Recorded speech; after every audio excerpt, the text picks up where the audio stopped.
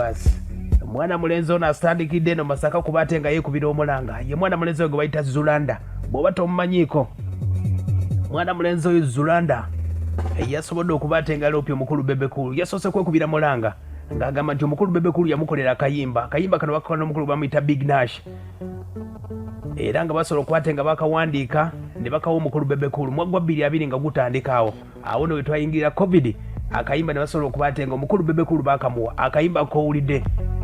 mwongedde akalulu Bebe Cool keyimvira President Museveni ng'anoonya akalulu kano akawedde kati omukulu gwe bayita Zulanda asobodde okuba ate nga avaayo ne yeekubira endulu n'agamba nti baateesa $5,000,000 oyinza okwebuuza tebawandiika omukulu Zulanda ategeeza nti omukulu Bebe Cool abadde client waabwe era nga badde bamukolako nnyo ng'ennyimba nnyingi z'osobodde okuba tebamuwandiikira baali tebasuubira nti ayinza okuba ate nga yeekyusa kati mu mbeera eno omukulu Zulanda naye kwe kuba ate nga avuddeyo kuba ate nga ategeeza abamuwulire ensonga nga bw'esobodde okuba ate ng'etambula mwana mulenzi Zulanda ono gwe nkutegeeza kati ninyo sooka omanyeeko omukulu Zulanda amanya g'amatuufu omuyita Julius Baker Sembuusi yazaalibwa wano ku Obert Street mu kibuga Masaka awo we baabeeranga ate baali bamuyita Claudius Sembuusi abeggulama awo mu abamuzaala bayitawo akalo bakayita Bukinda Bukinda awo omwana mulenzi oyo bamuzaala Bukinda gulama awo abali Nakateete Nakasojo ndowooza bitundu byebyo omwana mulenzi oyo Zulanda gye bamuzaala era nga y'omu ku bawandiisi b'ennyimba mu Uganda betuyina ab'amaanyi okusomako nno omwana mulenzi ono yasomerako ssomero bayita Kimanye Primary School yasomerako ku Bright Grammar yasomerako ku Hope Nursery School yasomerako e Kampala Naggalameyo SS n'asomerako ne ku St Joseph Francis Mukorawo bwe yaviira mpolampola n'ayingira Kampala University n'asobola okuba ate nga akugukambya business mwana mulenzi oyo awandiise ennyimba nnyingi nnyo mwagwa 2009 yasobola okuba ateegata ku Swangs Avenue era nga bamusayininga ng'omuwandiisi w'ennyimba era mu kuwandiika ennyimba yawandiikira abayimbi bangi nnyo bawandiikidde yawandiika akayimba ke bayita Nkubuukize Irene Ntale Stay With Me Irene Ntale Love Letter waliwo ke bayita Ize eza Irene Ntale zonna zakubira mu Swangs Avenue ezisingira ddala Zulanda yaziwandiika ennyimba za Willy Nwaje ezisingira ddala Zulanda yaziwandiikira eza Wizomanizo Irene Namubiri abawandiikidde ennyimba Willy Nwaje akayimba ke bayita Kyowulira waliwo akayimba Kalidian ke bayita Kuuma Obudde ezo zonna yaziwandiika awandiise ennyimba nnyingi nnyo gwe nkutegeezaako oyo mwana mulenzi Zulanda bw'oba tomumanyiiko oyinza okuba wali omulabyeko mu kalango kano ke baakuba ne Yesu Marifik akalango ka Bosiko y'omu ku baalimu mpolampola waliwo n'akalango ka Snow Paint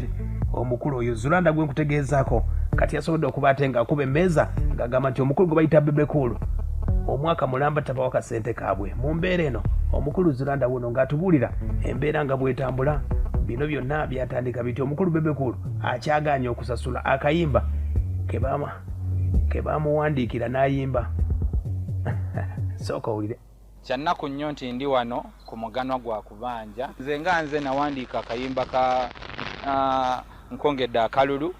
Bukulu Salike yawandiika era nakakola ne muganda wange Big Nash twesitula actually kuba twalina studio yaffe ne bali bayita Big Nash Studios naye twesitula ne tugenda mu Gagamel Studios that was 2020 nga atandika oluyimba olwo bwana Sali n'alu recordinga Big Nash ya mu recording actually ku studio yetu twasangayo Ronnie the Don so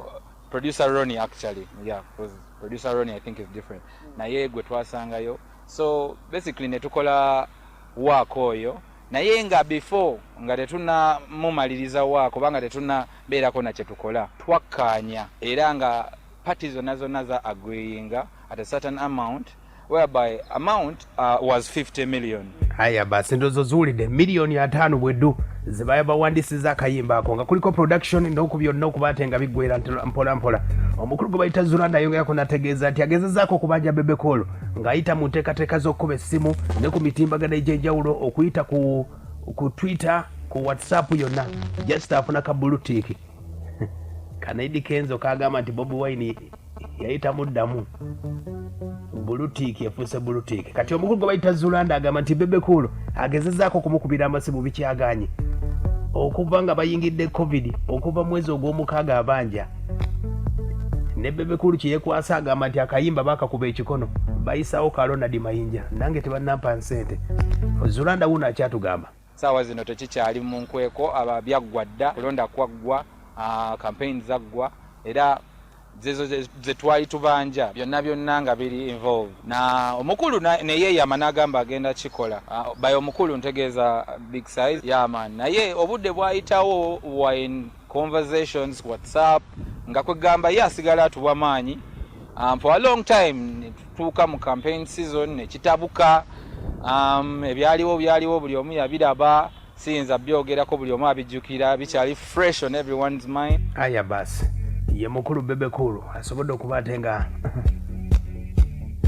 alebukana lwakuba ate nga bamuwandiikira Luyimba n'agaana okusasula lweyimbira President Museveni lwe bayita mwongedde akalulu mu mbeera eno abamu badde balowooza oba Bebe Cool ayagala kuba ate nga abanjizaako Sente naye bino byo byatandika dda era omukulu asobodde okuba ate nga ndazeeko message nga zo zaatandikira dda nga nabino ebya campaign tebinnatuuka nti Bebe Cool bamukuba ekikono yali mwana muganzi mu State House sibi ebyakakati nga bamugobayo omukulu ono ayongerako n'ategeeza nti Bebe Cool ozamukolere ki kubanga akasente kaluddeyo okutwaliza awamu tetwalaba ku mukemba w'omusuluuju kyentegeeza Sente tetwazirabako tetwazikwatako yadde n'okusembera we ziri yaman paka na guno twasigala ku ekyo nti n'omukulu takyaddamu na message simu tebukyako bulutiiki zo wetwalaba ezasooka ne twenenya essimu y'omukulu wabula ne tusaba tulwanibweko oba ne tweyongera okwagala okuyambibwako okusasulwa mwana kuba Luyimba ddo lwakola yadde ye nga ye yali agamba baali bamukuba ebikono naye yakolamu bye yali alina okukola yatuusa obubaka gye yali alina obuto kituufu olwo obubaka bwo bwatuuka naye nga wadde omukulu Bebe Cool Luyimba ddo